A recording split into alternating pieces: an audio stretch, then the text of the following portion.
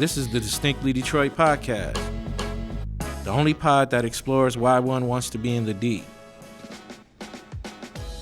I am your host, Feodies III, the director of the University of Michigan Detroit Center. Join me as I interview students, scholars, leaders, and innovators about living, working, and loving in Detroit.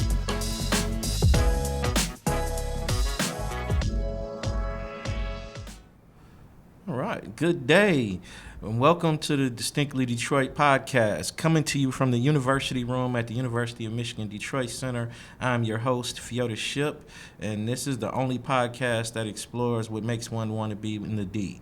Today, we are with Palencia Mobley, the Chief Engineer at Detroit Water and Sewage Department.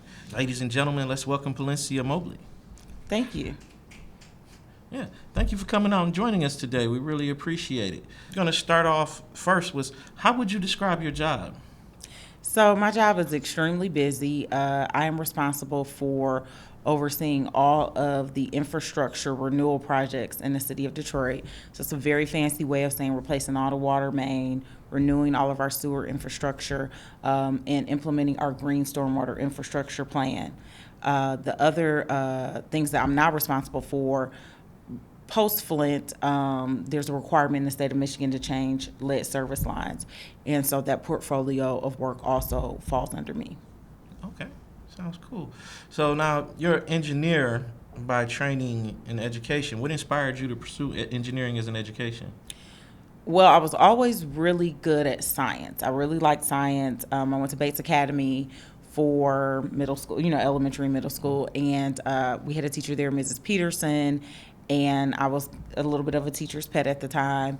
And I just really, really loved science, and she was a great teacher, and I just stuck with it. And so as time went on, I was in DAPSEP early on. I think back then DAPSEP started at 7th grade, and I started DAPSEP at 7th grade. And so it just piqued my curiosity. I like building things, I constructed my doll house myself when my daddy bought my doll house.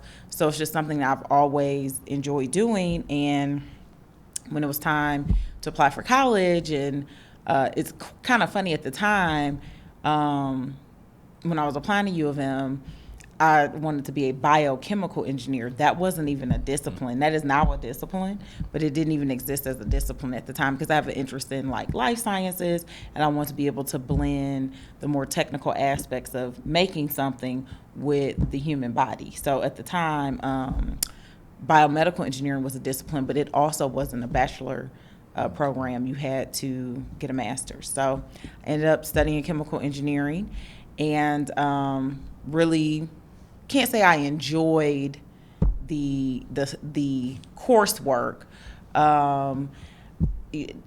Engineering as a discipline is interesting because a lot of the prereqs sometimes are weed out courses, and then you get into your engineering courses and you will excel and you'll do absolutely fine, but Calc 3 will have you thinking you don't even know if you're really pursuing the right thing.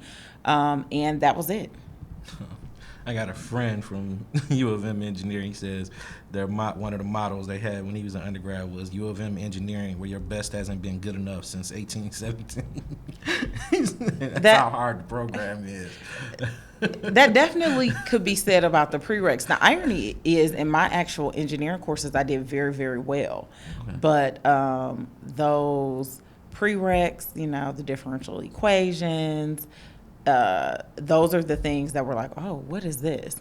But I also think those classes are different because there are 300, 400, 500 people in a room.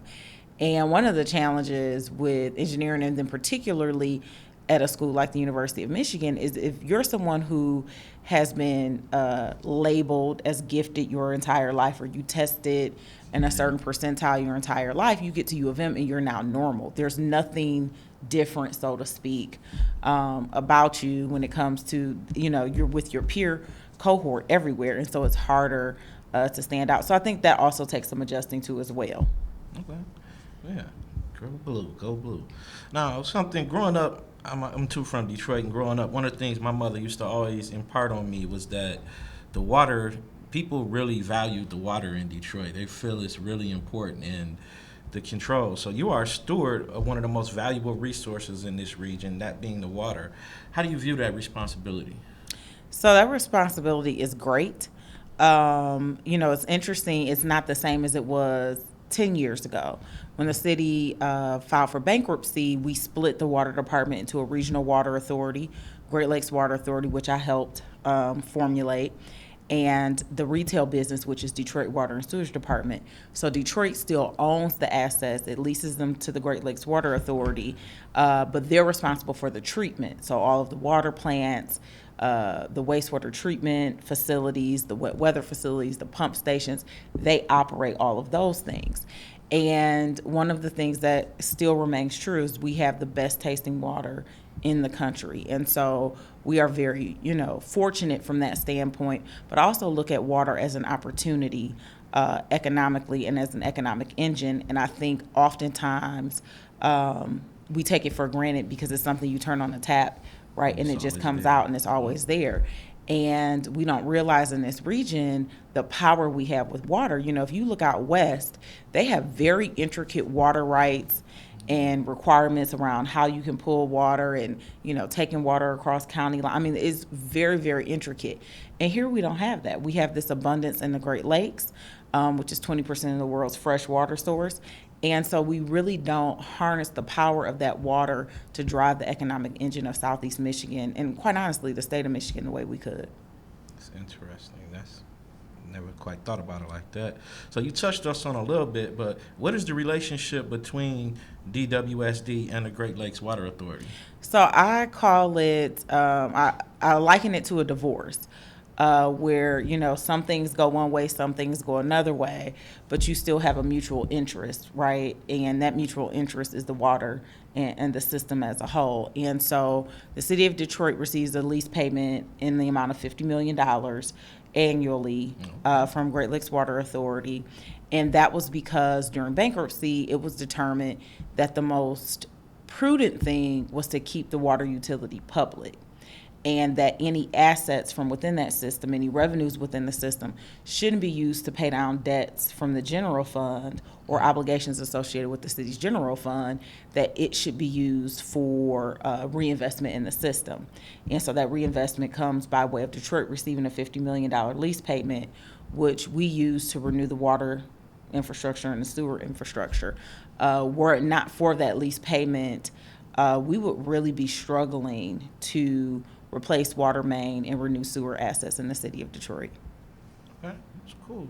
At least again, my mother used to always tell me, they want the water, they want the water. The suburbs want the water. I didn't really understand it growing up until the bankruptcy stuff came down. Switching gears just a little bit, how do you explain the recent flooding issues in Metro Detroit?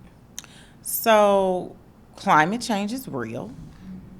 No one wants to really come to grips with what is happening. Just the other day, I think it was Italy received, some part of Italy received 7.5 inches of rain in like a 2-hour period or something. Something just unreal. Yeah. China, right around when we had all of our extreme flooding, they had some flooding in which they basically received a year's worth of rainfall in like 3 days. And so it's not just here, it's around the country that we're seeing all of these unfortunate incidents with weather. And infrastructure, was not built for what we're seeing today. And to be very honest, I don't know that you can afford to build infrastructure for what we're seeing today. And, trying to understand the recurrence. So you'll hear us a lot of times say, oh, it's the 10-year storm or the 100-year storm or the 1,000-year storm. That is what is typically referred to as the recurrence interval, like the frequency with which this can happen. But the 100-year storm, there's a 1% chance it can happen in any given year. So understanding that, now we have to look at what do we change around what we call flood control standards. Generally, these systems are designed for the 90th percentile, 95th percentile event, the event you get the most often and that outlier. And so we have a system that's basically designed for a 10-year 1-hour storm, which is about 1.7 inches of rainfall. That is not what we've seen recently. Yeah. Those events in June, subsequently another one in July and another one in August, One of them, almost over 3.5 inches of rain fell in like a 20-minute period in one little subsection of the city that kind of bordered Detroit and Dearborn. And so, as practitioners, we use the past to help, determine what the future will look like. And the challenge with climate change is the models don't all predict out the same way. And so there are some estimates. There was a report commissioned by the Southeastern Michigan Council of Governments. And that report on climate change and rainfall basically is showing that what we now know as the 100-year storm is going to be the 10-year storm by mid-century, right? But the ranges of uncertainty are very great around these numbers. And so because we use historical data to try to predict what the future is going to be, these last few years worth of data will be very interesting in helping us try to determine how best to build resiliency into the system for the future. Detroit, like many older urban communities, has a combined sewer system. And so really that's just means, and it's not fancy, it's not eloquent, this is just the way it was done. When you flush your toilet, and when rain, hits the street and runs off into the catch basin, it all ends up in the same pipe. And before there were ever wastewater plants, all those pipes went straight out to the rivers. And so in the 30s, the 1930s, is when wastewater treatment plants started coming online. There was clean treated water online before there were wastewater treatment plants online, because at the time that was the standard, right? Mm-hmm. That was how you did things. And so in Detroit, we're going to have to use a combination of approaches to build in resiliency. Some of that will be looking for opportunities to separate parts of the combined sewer system and have a stormwater system in certain places. Other things may be tunnels, very deep tunnels that will take excess flow. And so there are a lot of conversations, not just as DWSD, as Great Lakes Water Authority, as well as other regions in the area, because this is not something we all individually do on our own. There's a collective here that'll have to happen in terms of the overall system response to climate change. Okay. Sounds like a big challenge, but how do you reconcile the concept of one's right to water with the needs of infrastructure maintenance? So, there's a saying that, water, if you go get it out the river or the lake, it's free. It's free, right? But it's not treated. But it's not treated. And so, you understand, particularly in Detroit, what our poverty issues are, and that there is no, the beginnings of a federal low-income water affordability or assistance program is in the makings. It hasn't quite hit just yet. Yeah. But, I truly believe access to water is very, very important, but I also understand that we have to have systems in place that support those who are not able to afford clean water. And so, it's interesting, for years there has been the low income, the heat and warmth programs, right? Yeah. LIHEAP, low income energy assistance program. But that is not something that exists on the water side. And so there has been advocacy for some time, and I think COVID really brought to bear the need for access to clean water. And then that started pushing the conversation harder at the federal level around developing a national or a federal low-income water assistance program. And so it's baby steps. Believe some of the initial funding should be coming down the tranche fairly soon, but then there is a piece of it wrapped up in this infrastructure bill that hasn't passed yet. Okay, so that triggers me to ask this question. What do you make of, I think it's Nestle, what do you like corporations and getting water rights and taking all this water from the Great Lakes and shipping it around the country? So we live in a capitalist society. That we do. And, the challenge for those of us who are practitioners is, understanding what treated water really is and what it does. And so in America, and honestly, some of the biggest consumers of bottled water are those who are low income and impoverished. And they shouldn't feel the need to buy bottled water because they feel like they don't have access. And that access is in terms of plumbing, right, and having adequate plumbing in their homes, et cetera. Not necessarily that the water that's being sent is not clean, but that in addition to plumbing issues, they buy water. And so, I do have a variety of, personal beliefs around how we harness and exploit water, particularly as a natural resource. But I also understand the society that we live in. And so I do think there are ways to responsibly harvest water for sale. But I also, support, there are companies that buy traditional water off the municipal supply and choose to treat it one more step and then bottle it. That's different. And so this concept of spring water, and all these different things, they're all interesting. But we live in a capitalist society, and I think from a policy perspective, there are some questions that are brought to bear as to, whether these are things that are necessary, right? Or if it's something that really is just driven by capitalism and greed. Don't have much to say to that one. Well, you touched on this a little bit, but how has the pandemic affected you personally in terms of your view on water accessibility? So the pandemic, I call it the great equalizer. I stay in the city of Detroit. I do not stay in one of our named neighborhoods. I stay in a very regular neighborhood. And prior to the pandemic, I couldn't get DoorDash. I couldn't get Instacart. Right? These are things that were not accessible to me prior to the pandemic. And now they are. Now, granted, I'm not, I'm close to the border, right? I'm close to the Oakland County border. And so I'm like 15 minutes from everything. So you would think these are things that would have been accessible to me, but they weren't. And so it equalized everything, and it normalized the fact that we all need various goods and services.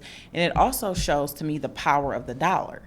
What you have learned from the pandemic, particularly, is that money talks, that, don't discount the urban environment, because we've made a lot of folks who were in jobs that they no longer want to go back to, they now, have these hustles as door dashers and, Uber drivers and Uber Eats and those things. And so it really created opportunities in some ways for people to break into different careers or different avenues of economic sustainability. But it also, shed a light on the fact that there are so many disparate, and that's not really the word I want to use, but there are just so many things that separate us. But the pandemic showed us one thing: we're all human. Yes. And we're all, equal in terms of what we need for services. And so with respect to water, it became critical. We, were one of the first utilities in the country to announce we would not be doing any water service interruptions during COVID. And immediately worked with the state to try to provide access to those who may not have had access to water for a variety of reasons. And there were homes that you couldn't even believe people were actually living in the homes, let alone not having water. But COVID really shed a light on some of the conditions folks are living in as well, but also from a humanitarian standpoint, what are we doing to help each other get through this? Okay. What are some of the long-term goals at the DWSD? So we have a couple of different things that we're working on. One of them is green stormwater infrastructure, and that's really a fancy way of saying using plants and natural systems to manage wet weather. And I often say wet weather. I don't like to say rainfall because it snows and snow will melt. And so you need those systems to function even in those instances. And so we have a variety of projects we've put in across the city of Detroit.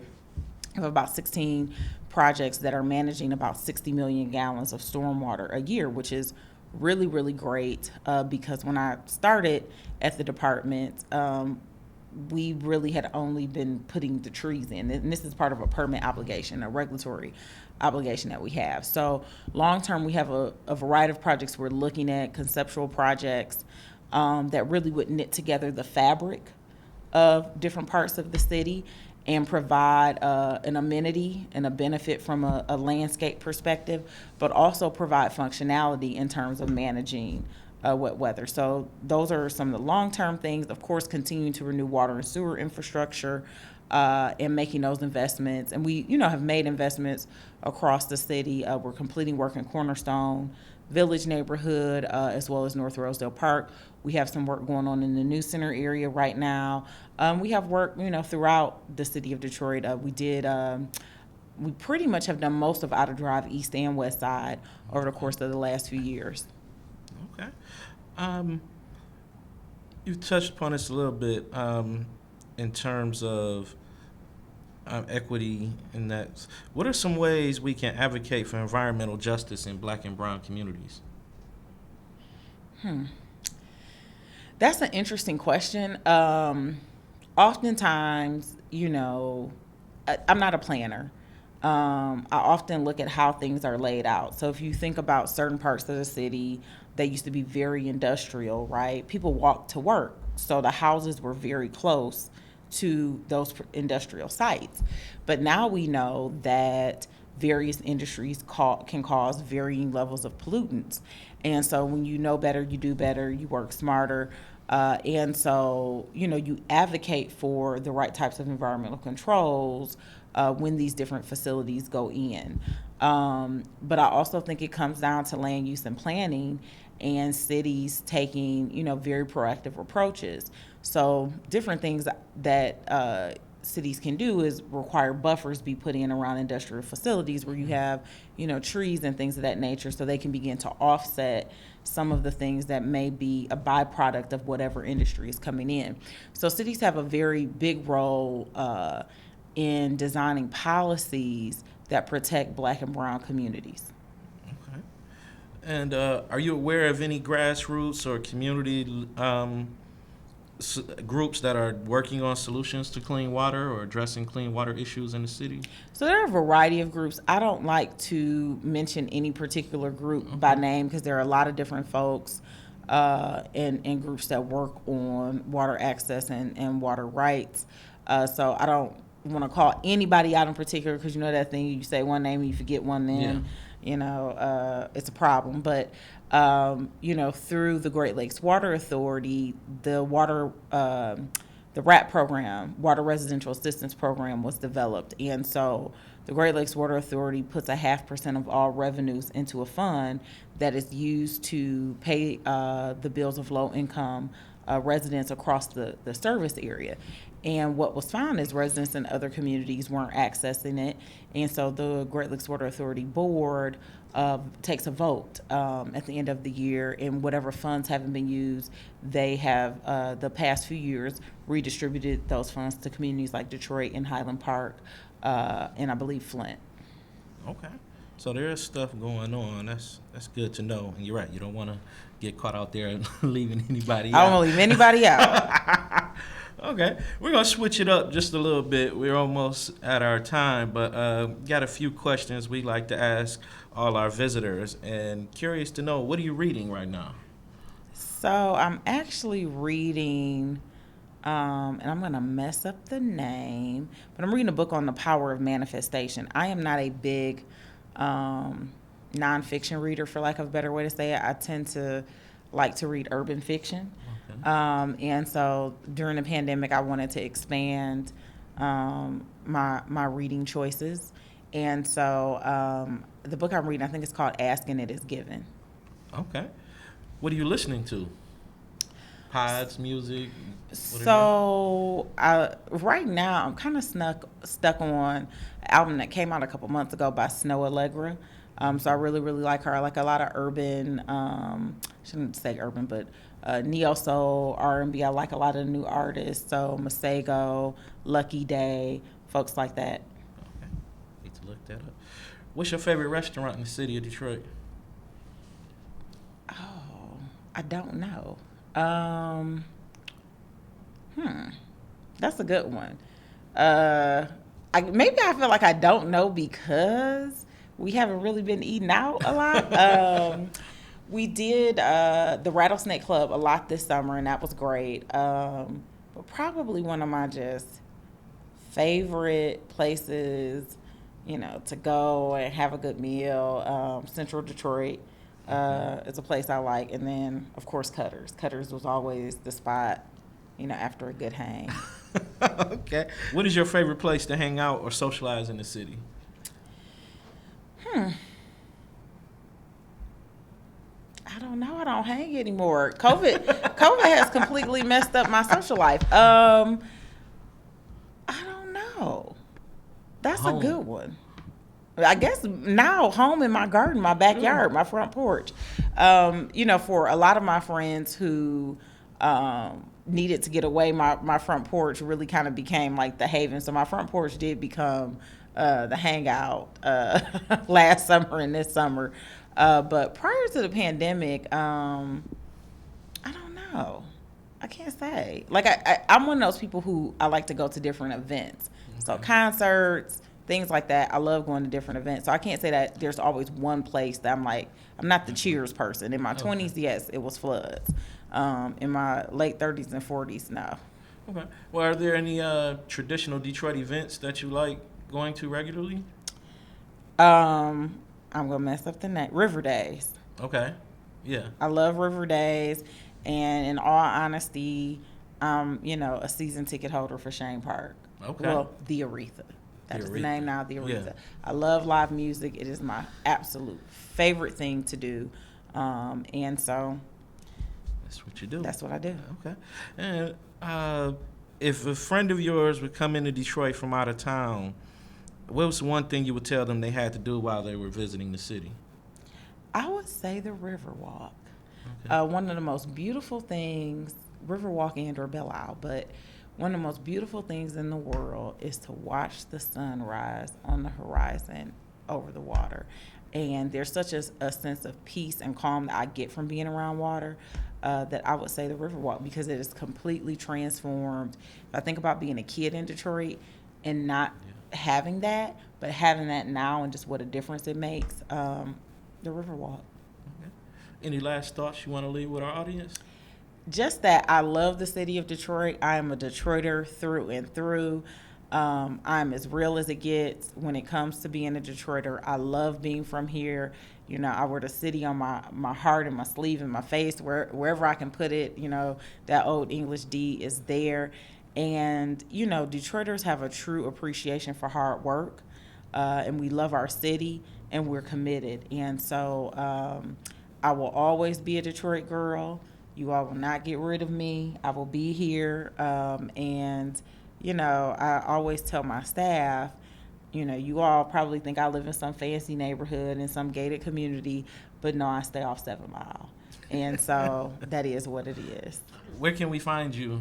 So I am on Facebook, just my first name, Palencia Mobley, and I'm on Instagram at pmobley97 and LinkedIn, of course.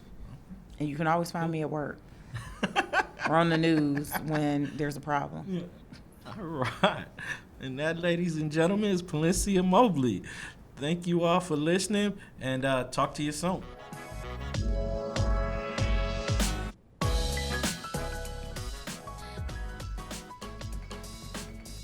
Thank you for listening to the DDP. This is a production of the University of Michigan Detroit Center. You can find us anywhere you get your pods. Please rate, review, and subscribe. This podcast is directed and produced by Marlon Franklin, edited by Mackenzie Hewitt, writing contributions by James Neely and Florence Alexander.